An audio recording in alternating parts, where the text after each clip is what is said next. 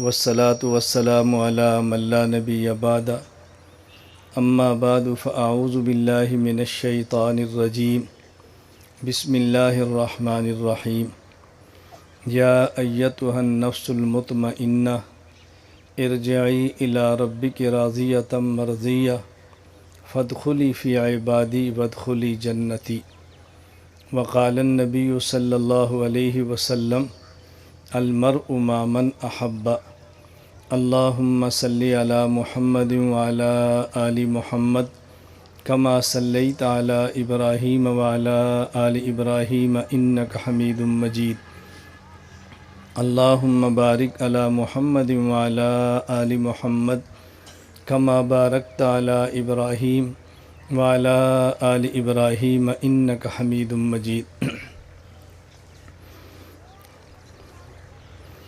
اللہ رب العزت نے قرآن کریم میں ارشاد فرمایا، اور یہ خطاب ایسے انسان کو ہے کہ جس نے مجاہدات کی وجہ سے اپنے نفس کو شریعت کا عادی بنا لیا ہے۔ اسے کہتے ہیں نفس مطمئنہ۔ نفس کی 3 قسمیں ہیں، ایک نفس امارہ، ایک نفس لوامہ اور ایک نفس مطمئنہ۔ نفس امارہ یہ ہر انسان کی فطرت اور طبیعت ہے کہ وہ گناہوں کی طرف مائل ہوتا ہے، تو گناہ کی طرف مائل ہونے والے نفس کو نفس امارہ کہتے ہیں۔ اور جب یہ نیک عمل کرے، کبھی توبہ کرے، پھر توبہ کو توڑ دے، پھر نیک عمل کرے، پھر گناہ کرے، پھر توبہ کرے، اسے کہتے ہیں نفس لوامہ، ملامت کرنے والا۔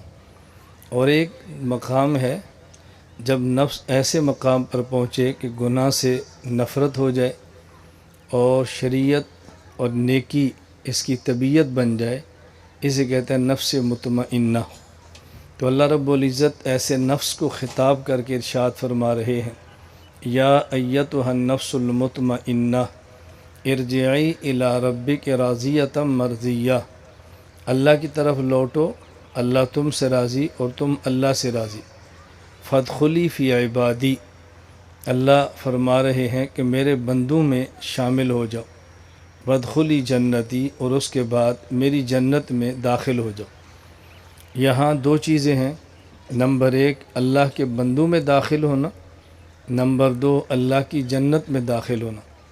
اللہ رب العزت نے جنت میں داخلے کا ذکر بعد میں کیا اور اپنے بندوں میں داخل ہونے کا ذکر پہلے کیا ہے۔ ایسا کیوں کیا؟ ایسا کیوں طرز اختیار فرمایا؟ یہ بات سمجھانے کے لیے کہ دخول جنت کا سب سے آسان طریقہ وہ دخول عباد خدا ہے۔ اللہ کے بندوں میں شامل ہو جاؤ، تو جہاں قیامت کے دن اور اس کے بعد اللہ کے بندے جائیں گے، تم بھی وہاں پہ جاؤ گے۔ یہ آسان طریقہ ہے۔ اس لیے جو شخص جنت کا طالب ہو، جنت کا تقاضا رکھتا ہو اور جنت میں جانے کی خواہش رکھتا ہو، سب سے آسان طریقہ اپنے آپ کو اہل جنت اور اللہ کے بندوں کے ساتھ شامل کرے، اٹھنا بیٹھنا ان کے ساتھ رکھے، لباس اور شکل و صورت ان جیسی بنائے۔ اللہ کمیاں کوتاہیاں اپنے کرم سے معاف فرما کے ان بندوں کی برکت سے اس بندے کو جنت میں داخلہ عطا فرما دیں گے۔ جس طرح کوئی بڑا شخص آپ کے پاس ملنے کے لیے آئے اور اس کے ساتھ اس کا ڈرائیور، اس کا سیکٹری یا کوئی اور بھی غیر اہم بندہ ہو، تو آیا آپ کے پاس بڑا ہے، لیکن اس بڑے کے ساتھ آنے والوں کو محروم کوئی نہیں کرتا، ان کو بھی عزت ملتی ہے، سونے کی اچھی جگہ ملتی ہے اور کھانا ملتا ہے۔ تو ہم اپنے آنے والے مہمان کی قدر کرتے ہیں کہ اس کے ساتھ آنے والوں کو محروم نہیں کرتے۔ تو جب اللہ کے بندوں کے ساتھ بندہ شامل ہو جائے تو اللہ جس طرح اپنے بندوں پر نوازشات کرتے ہیں، ان کے ساتھ شامل ہونے والوں پر بھی وہ نوازشات فرما دیتے ہیں۔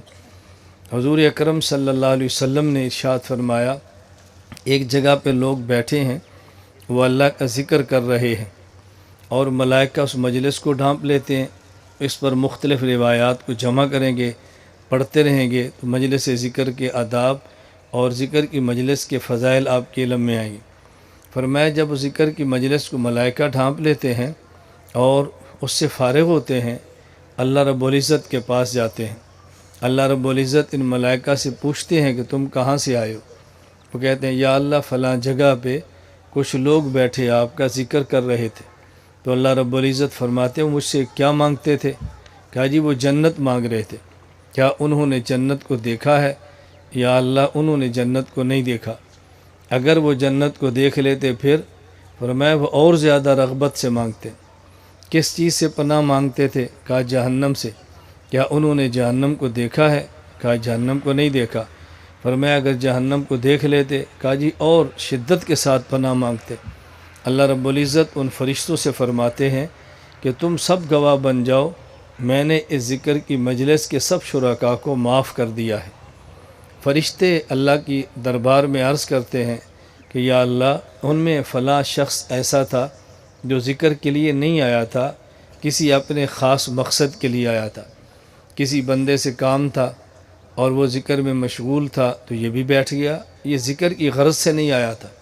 اللہ رب العزت کی طرف سے کتنا پیارا جواب ملتا ہے، فرمایا ہم قوم لا یشقی جلیسہم، میں نے ان کو بھی معاف کیا ہے کیونکہ ذکر کرنے والی یہ قوم ایسی مبارک ہے، ہم ان کے ساتھ رہنے والوں کو بھی محروم کبھی نہیں کرتے۔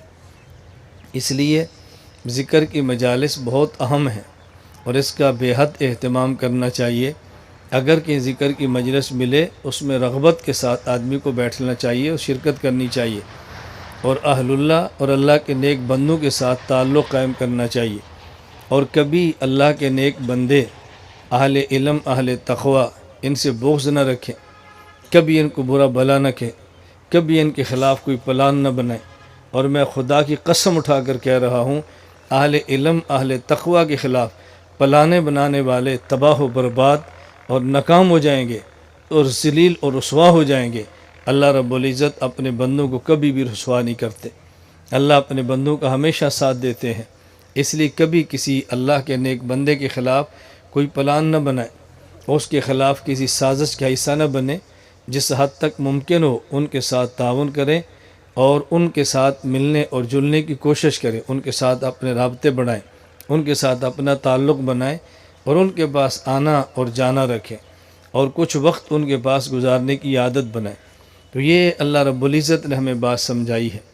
حدیث پاک میں ہے حضور اکرم صلی اللہ علیہ وسلم سے ایک شخص نے پوچھا کہ یا رسول اللہ متی الساعۃ، قیامت کب آئے گی؟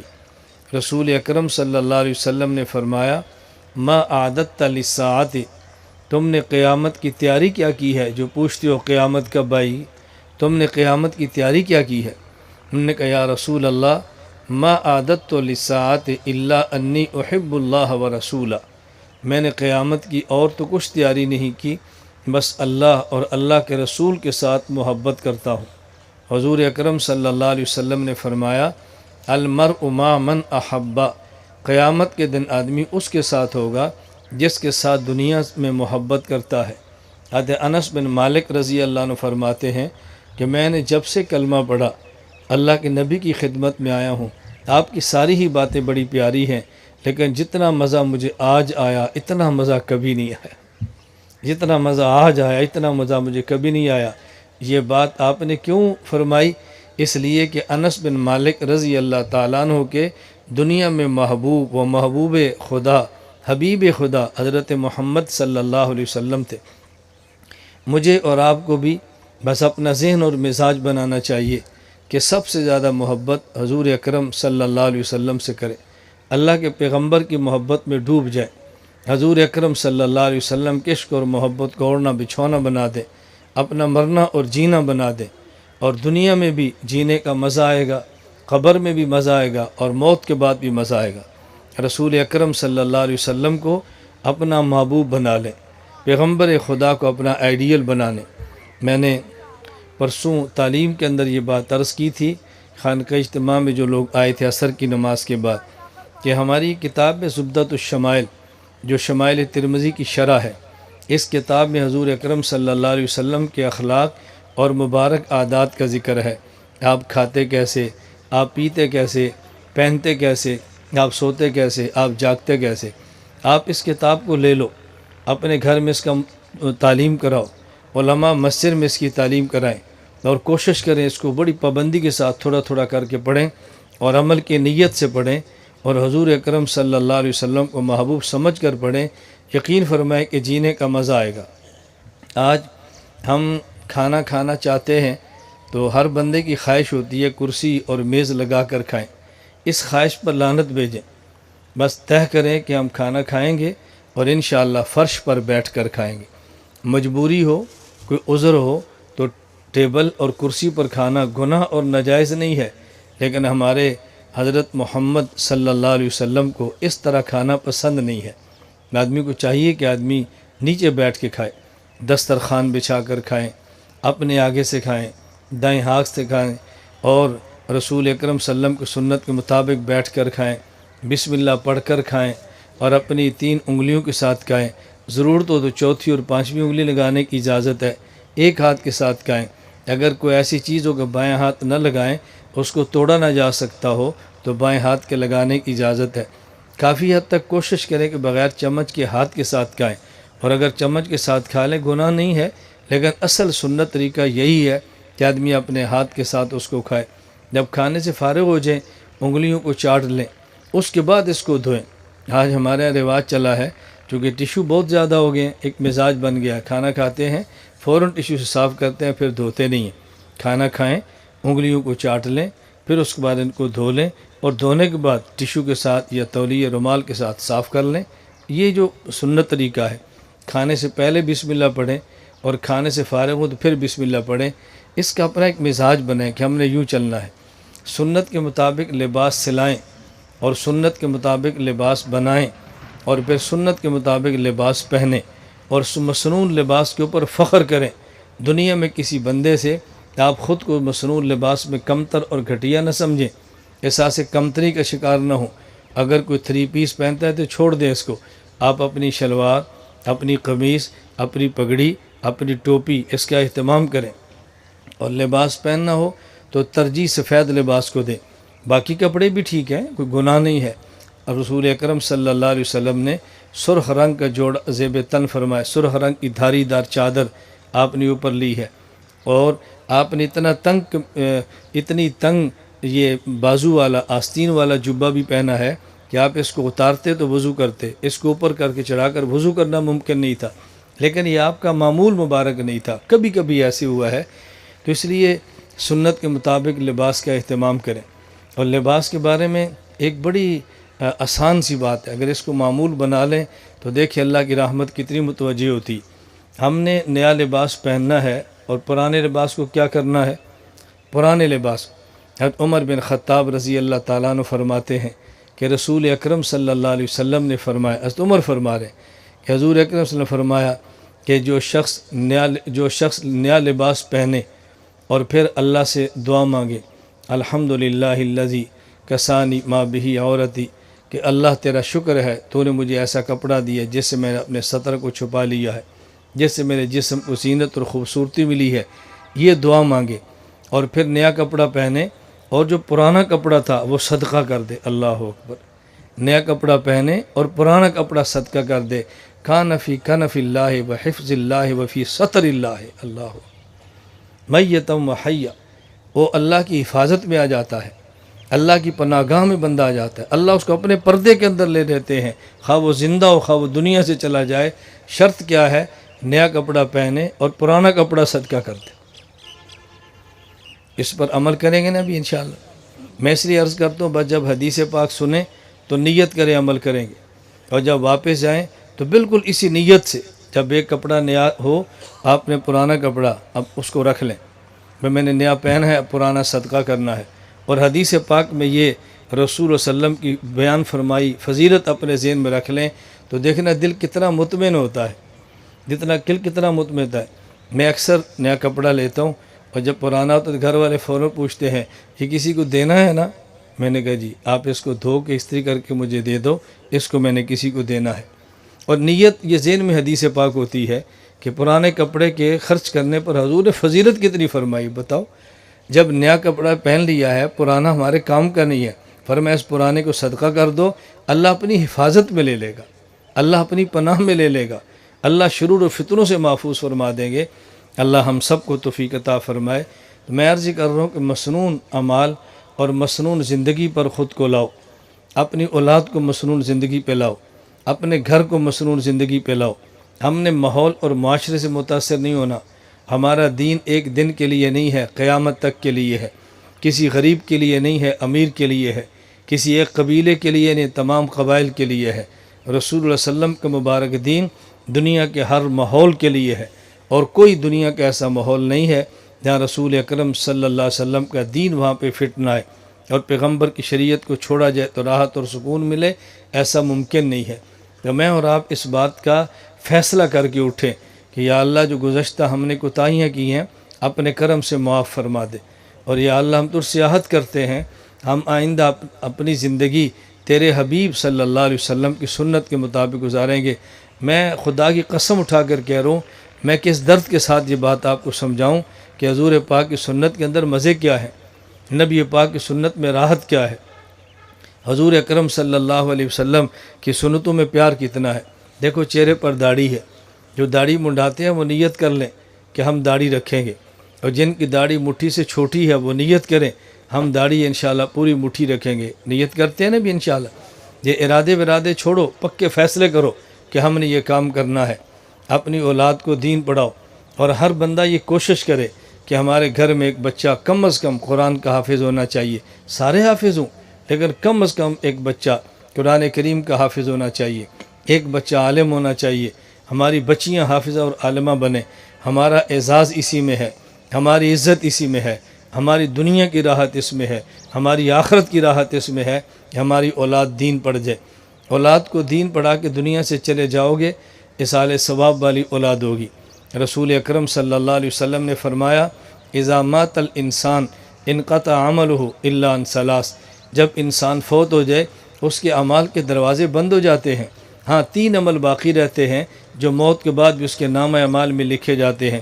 صدقۃ جاریہ، مدرسہ بنا دو، مسجد بنا دو، کنواں کھدوا دو، صدقہ جاریہ کی صدقہ جاریہ۔ نمبر 2، او علم ينتفع به، علم چھوڑ کے جاؤ جس سے لوگ فائدہ حاصل کریں، او ولد صالح يدعو له، نیک اولاد چھوڑ کے جاؤ جو اپنے والدین کے لیے دعا کرے۔ اللہ کے لیے اپنی اولاد کو نیک بناؤ، ان کو بھی جنت کے باغوں کی سیر کراؤ، اور ان کی برکت سے خود بھی جنت کے باغوں کی سیر کراؤ۔ اولاد کو ایسا چھوڑ کے نہ جاؤ وہ خود بھی جہنم کا ایندھن بنے، اور قیامت کے بعد جب اللہ جہنم میں ڈالے تو یہ اولاد کہے یا اللہ ہمارے والدین کو دگنا عذاب دے، ان لوگوں نے ہمیں دین کو نہیں سکھایا تھا، اگر ہم دین سیکھ لیتے یہ سکھا دیتے ہم دیندار بن جاتے۔ تو خود بھی ہم نے بدلنا ہے، اپنی اولاد کو بھی ہم نے صحیح رخ پہ لانا ہے انشاءاللہ العزیز۔ ان سارے کاموں کے لیے میں جو بات عرض کر رہا ہوں، سب سے آسان ترین طریقہ جو اللہ نے قرآن کریم میں فرمایا اور سمجھایا، جس پر رات بھی بات ہوئی ہے، یا ایھا الذین آمنوا اتقوا اللہ وکونوا مع الصادقین، تقوی اختیار کرو، اور یہ تقوی ملتا ہے صادقین فی التقوی، اللہ کے نیک بندوں کے ساتھ رہنے کی وجہ سے۔ تو یہ آنا جانا بھی ہونا چاہیے لیکن خانقاہ میں مستقل رہنا بھی ہونا چاہیے۔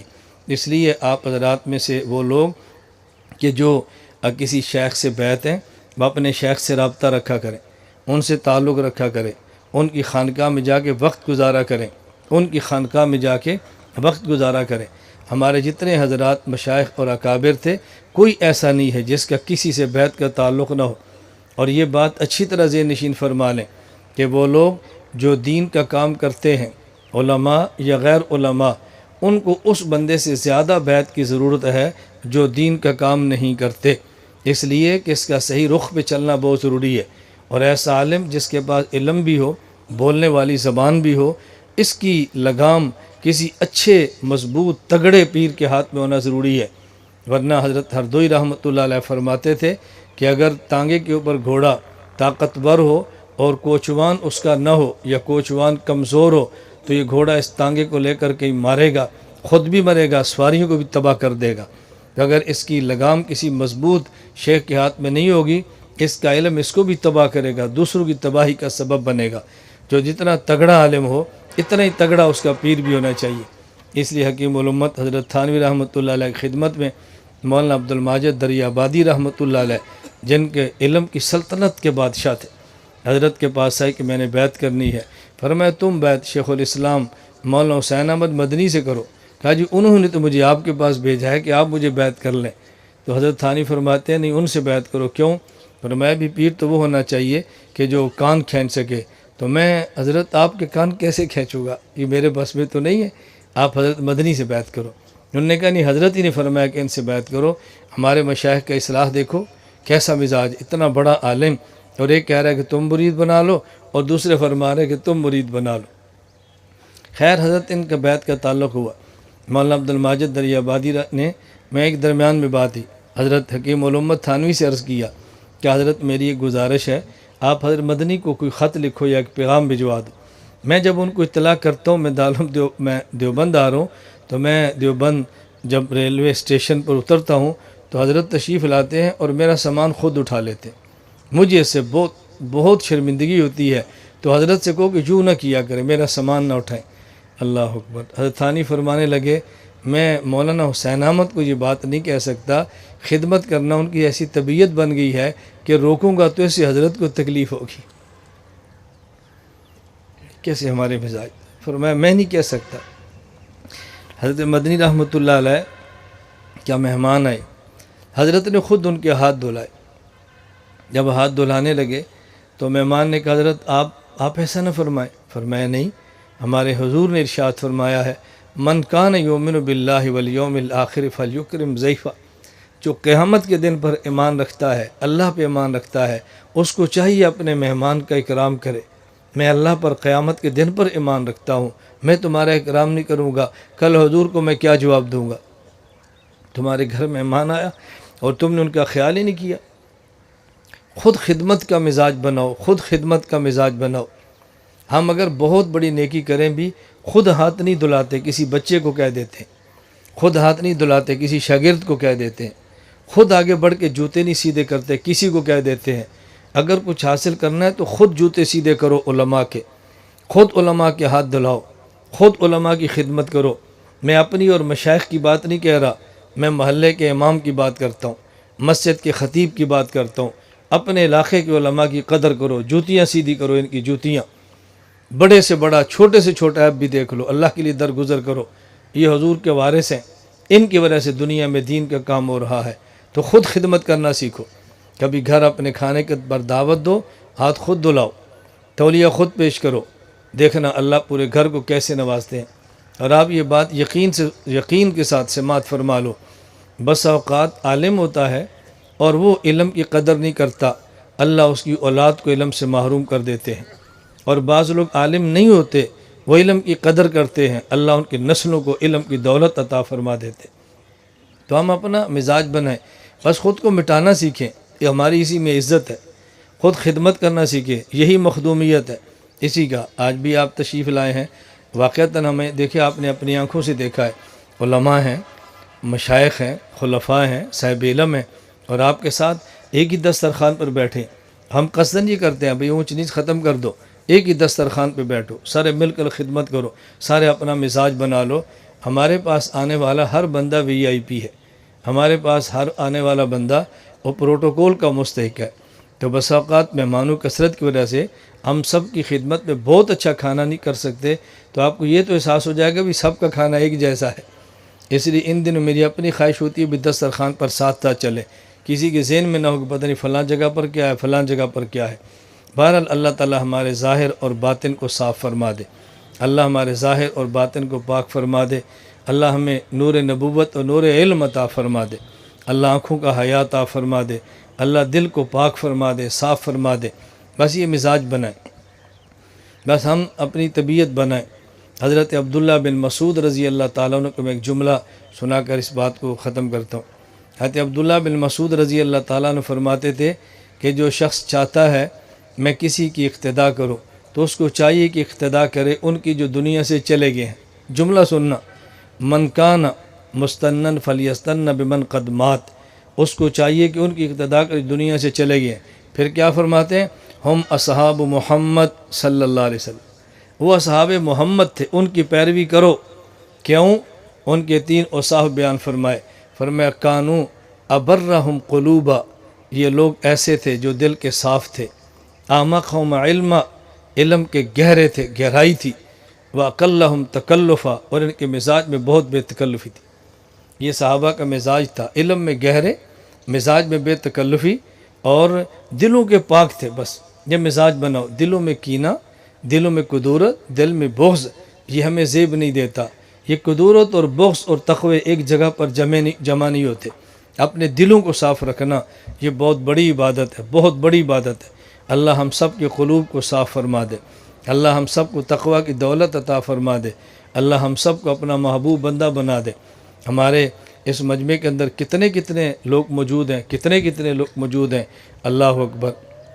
میں آپ کی خدمت میں کیا عرض کروں، یہاں ابھی تشریف فرمائیں، انشاءاللہ آئیں گے، میں بلاؤں گا۔ ہمارے مولانا عابد جمشید میڈیا ایڈوائزر ہیں ہمارے، ان کے والد ہمارے پاس تشریف فرمائیں، مصافحہ آپ ان سے کریں گے۔ اللہ اکبر۔ زندگی میں آپ نے ایسا بندہ نہیں دیکھا، زندگی میں 50 سال تک مسلسل روزہ رکھا۔ کتنے سال تک؟ 50 سال تک مسلسل روزہ رکھا، بڑھاپا، بیماری، اور چھوڑا کب؟ میں خود ان کی خدمت میں جاتا تھا، میں مولانا عابد سے کہتا کہ ابو سے کہو بوڑھے ہو گئے ہیں، کمزور ہیں، روزہ چھوڑ دیں۔ فرمایا میری ایک نیت ہے، میں عمرہ کروں گا، حضور کے روزے پر جاؤں گا، جتنے روزے رکھے ہیں حضور کی خدمت میں اس کا اجر پیش کروں گا، اس کے بعد چھوڑوں گا۔ لوگ کہتے ہیں ولی ختم ہو گئے، کیسے ختم ہو گئے؟ اگر ختم ہو گئے تو اللہ حکم کیوں دیتے ہیں متقین کے ساتھ رہو؟ کیسے ہو سکتا ہے؟ اب سے اگلی بات سنو، 52 سال گزر گئے، تکبیر اولیٰ فوت نہیں ہوئی۔ آپ نے کسی جگہ پر ایسا بندہ دیکھا ہوگا؟ میں اس لیے گزارش کرتا ہوں، بس اوقات میرا دل کرتا ہے میں نام لے لے کر تردید کروں، نام لے لے کر، لیکن ہمارا مزاج نہیں، پھر میں خاموش ہو جاتا ہوں۔ یہ جو ہمارے یہاں معروف ہوتا ہے نا کہ ہم نے تقوی کی خاص جگہ متعین کر رکھی ہے، فلاں جگہ پہ تقوی ہے، فلاں جگہ پہ ہے۔ بعض ایسے لوگ ہیں جن کو دنیا میں جانتا ہی کوئی نہیں۔ 50 سال تک مسلسل روزہ اور 52 سال تک تکبیر اولیٰ کے ساتھ نماز، یہ چھوٹی بات ہے؟ ہمارے اجتماع کے اندر موجود ہیں، آج آپ ان سے مصافحہ بھی کریں گے۔ یہ مصافحے سے نیت کے ساتھ کیا کرو۔ اللہ کے پیغمبر پاک نے ارشاد فرمایا صلی اللہ علیہ وسلم کہ جب دو مسلمان بھائی ملتے ہیں اور پھر مصافحہ کرتے ہیں تو جدا ہونے سے پہلے اللہ ان کے گناہوں کو معاف فرما دیتے ہیں۔ مصافحے کی نیت رکھو، نیت، اور مصافحہ بھی ایسے لوگوں سے۔ یہاں ہمارے پاس ایک بزرگ موجود ہیں، مولانا محمد اکرم طوفانی صاحب دامت برکاتہم، اللہ ان کی عمر میں برکت دے۔ دیکھو 80 سال سے عمر تجاوز کر گئی۔ سنو، توجہ رکھو، اندازہ کرو، 20 کروڑ سے زیادہ پیسے لگا کے خاتم النبیین ہارٹ سینٹر بنایا ہے۔ 20 کروڑ سے زیادہ پیسے لگا کے، اپنے نام پہ ہسپتال نہیں ہے، اولاد کے نام پہ نہیں ہے، چند بندوں کی کمیٹی کے حوالے کیا، فرمایا میری خواہش ہے بس میری مدینہ میں موت آ جائے۔ آپ نے دیکھے ایسے بندے؟ ہم قدر نہیں، میں نے کہا نا ہماری مزاج ہے، جو کام کرتا ہے اس کی مدح کرو، اس کی تعریف کرو، بتاؤ یہ کام دنیا میں ہو رہا ہے۔ وہ بھی یہاں پہ تشریف فرما ہے حضرت مولانا استاد عبدالجبار صاحب دامت برکاتہم ہمارے۔ میں تو سرگودے کی بات نہیں کرتا، شاید پنجاب میں کہوں تو بے جانی ہوگا، علم معقول اور منقول کے ماہر۔ جب دورہ حدیث کا امتحان دیا تو 600 میں سے 601 نمبر لیے، دیکھو، لیکن کوئی دیکھ نہیں سکتا جو کہ سادے کپڑے ہیں، تحمد ہے۔ میں کہہ رہا ہوں مجھے خدا نے یہ نعمتیں دی ہیں، میں تمہیں کیسے سمجھاؤں؟ اللہ نے ان کی مجھے سرپرستی دی ہے، اللہ نے ایسے اکابر کا مجھے سایہ دیا ہے، اللہ نے ایسے افراد مجھے عطا فرمائے۔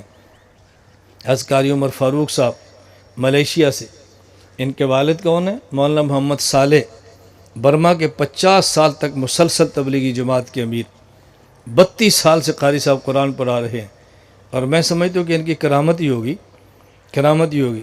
مجھے فرمانے لگے کہ ہمارے پاس بچے ہیں جو 24 گھنٹے رہائشی ہمارے پاس ہوتے ہیں، لیکن میں صبح سے 12 بجے تک پڑھاتا ہوں، اس کے بعد میں بچوں کی کلاس میں نہیں بیٹھتا۔ بچے پڑھتے ہیں، حفظ کی درسگاہ میں استاد نہ بیٹھے اور بچے پھر پڑھیں، بتاؤ یہ کرامت نہیں تو اور کیا ہے؟ میں ملیشیا جاتا ہوں تو بس قاری صاحب کی ایک زندگی کی حسرت ہے کہ میرا ہر شاگرد مولانا کا بیعت کر لے، میرا ہر رشتہ دار بیعت کر لے، میرا ہر بندہ ان کے ساتھ، بس ایک ان پر جیسے جنون ہوتا نا وہ سوار ہے۔ میں نے کہا قاری صاحب اتنی کیوں فکر فرماتے ہیں؟ اب مجھے اپنی زبان سے کہتا تو عجیب لگتا ہے۔ فرماتے ہیں میں بہت عمر گزاری ہے مولانا، میں نے بہت بندے تلاش کیے ہیں، عقیدے پر اتنا متسلب اور مضبوط بندہ میں نے نہیں دیکھا، بس میری حسرت ہے میرا ہر بندہ آپ کے ساتھ جڑ جائے۔ میں عرض کروں دیکھو کیسے کیسے حضرات موجود ہیں، اور ابھی جو آپ انشاءاللہ دعا کے بعد زیارات کریں گے، یہ خدا کا کتنا بڑا انعام ہے۔ اس میں جہاں سے مزاب کعبہ مزاب رحمت گزرتا ہے، آپ وہ سوراخ دیکھے بنا ہوا ہے، وہ خانہ کعبہ کا ٹکڑا، کہاں ملیں گے آپ کو ایسے؟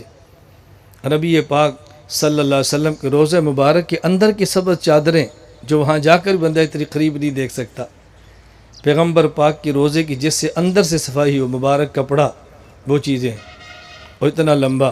اللہ پاک ہمیں اس کی قدر کرنے کی توفیق عطا فرما دے۔ بھائی شاکر ہمارے محسن وہ یہاں پہ تشریف فرما ہے، مجھے انہوں نے کہا دنیا میں ایک جگہ کعبہ ہے، ہم نے مولانا 1 میٹر لمبا 1 میٹر چوڑا آپ کو کعبہ کا غلاف دے دیا۔ دنیا میں ایک جگہ ہمارے پاک پیغمبر کا روضہ ہے، اس کے اندر لٹکنے والا میٹر کے قریب کپڑا وہ ہم نے آپ کو ہدیہ کر دیا ہے، اور وہ کپڑا جس سے حضور کی قبر مبارک کی صفائی ہوئی ہے ہم نے وہ بھی آپ کو ہدیہ کر دیا ہے۔ اس سے بڑی نعمت دنیا میں آپ کو کیا دے؟ کچھ اور بھی چیزوں کا انہوں نے ذکر فرمایا، ان کی بڑی کوشش ہے کہ میں کوشش کروں گا یہ بھی پہنچیں، اور جب پہنچتی رہیں گے ہم آپ کو بتاتے رہیں گے۔ اللہ ہم سب کو قدر کرنے کی توفیق عطا فرمائے۔ میں نے خیر آپ کی خدمت میں عرض کیا ہے، جو کسی شیخ سے تعلق ہے بس تعلق برقرار رکھیں اور ان کے ساتھ رابطہ رکھا کریں، اور جن کا کسی سے تعلق نہیں ہے ابھی بیعت ہوگی، جن حضرات نے پہلے بیعت کی ہے وہ تجدید بیعت کر لیں، دوبارہ کلمہ پڑھ لیں، دوبارہ توبہ کر لیں، اور جو نئے ساتھی بیعت فرمانا چاہیں وہ بیعت فرما لیں۔ اور بیعت کے بعد بس 2-4 چیزوں کا خیال رکھ لیں۔ نمبر 1، ہر انگریزی ماہ کی پہلی جمعرات مغرب سے لے کر جمعہ اشراق تک ہمارے خانقاہ اجتماع ہوتا ہے، جو حضرات اس میں تشریف لا سکتے ہیں وہ آئیں۔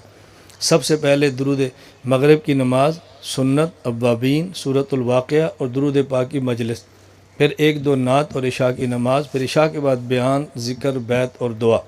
یہ اشراق تک پھر ہمارے معمولات ہوتے ہیں۔ نمبر 2، جو ساتھی بیعت کریں وہ کوشش کرے مہینہ، 2 مہینہ، 3 مہینے میں خط لکھے، واپسی لفافہ ڈالیں، واپسی لفافہ اوپر پتہ لکھا ہو، اور جو خط لکھے اس کے دائیں طرف 2 حصے پر لکھیں، 1/3 خالی چھوڑیں سامنے جواب کے لیے۔ بس شروع میں لوگ کہتے ہیں کیا لکھیں؟ میں نے کہا دیکھو میں بیعت ہوا تھا، میں ذکر کرتا ہوں، میں نہیں کرتا، آہستہ آہستہ عادت بن جائے گی۔ نمبر 3، فجر کی نماز کے بعد سورہ یاسین پڑھیں، مغرب کی نماز کے بعد سورۃ الواقعہ پڑھیں، عشاء کے بعد سورۃ الملک پڑھیں، اور جمعہ کے روز سورہ کاف پڑھیں۔ اس کے فوائد کیا ہیں؟ فجر کی نماز کے بعد سورہ یاسین پڑھ لیں۔ حدیث پاک میں ہے کہ جو شخص دن کے شروع میں سورہ یاسین پڑھتا ہے اس کی دن کی ضرورتیں پوری ہو جاتی ہیں، اللہ پوری فرما دیتے ہیں۔ مغرب کے بعد سورۃ الواقعہ پڑھے، کیوں؟ جو شخص رات کو سورۃ الواقعہ پڑھتا ہے اس کو اللہ فقر اور تنگ دستی اور فقر اس سے بچا لیتے ہیں۔ جو عشاء کے بعد سورہ ملک پڑھتا ہے اللہ اس کو قبر کے عذاب سے بچا لیتے ہیں۔ جو جمعہ کے دن سورہ کاف پڑھتا ہے اللہ اس کو فتنوں سے بچا لیتے ہیں۔ تو بتاؤ دنیا بھی مل جائے، آخرت بھی مل جائے، فتنوں سے بچ جائیں، اور کیا چاہیے؟ اور عام متعلق 3 تسبیحات کا اہتمام کریں۔ نمبر 1، لا الہ الا اللہ، جو آپ نے صبح تسبیحات کا ذکر کیا ہے 100 مرتبہ، 15-20 مرتبہ لا الہ الا اللہ پڑھنے کے بعد ایک بار پڑھ لے محمد الرسول اللہ صلی اللہ تعالی علیہ وآلہ آلہ وصحابہ وبارک وسلم، اور پھر 100 مرتبہ استغفر اللہ استغفر اللہ استغفر اللہ، پھر 100 مرتبہ درود پاک، جو مسنون درود پڑھیں، سب سے آسان صلی اللہ علیہ وسلم، یہ پڑھ لیا کریں۔ ان کا فائدہ کیا ہے؟ جب پہلا کلمہ پڑھا تو یوں سمجھے ایمان کا محل تعمیر ہو گیا ہے، اور استغفار کے ساتھ یوں سمجھیں کہ جب عمارت بنتی ہے تو ریگمار سے اس کی صفائی کرتے ہیں، صفائی ہوگی، اور جب درود پاک پڑھا تو ریگمار سے صفائی کرنے کے بعد تو پھر رنگ روغن ہوتا ہے، درود پاک سے رنگ روغن ہو گیا، ایمان کا محل انشاءاللہ چمک جائے گا۔ بس اس کا اہتمام کر لیں، اللہ مجھے اور آپ عمل کی توفیق عطا فرمائے۔ لا إله إلا الله لا إله إلا الله لا إله إلا الله ما لنا رب سواه لا إله إلا الله لا إله إلا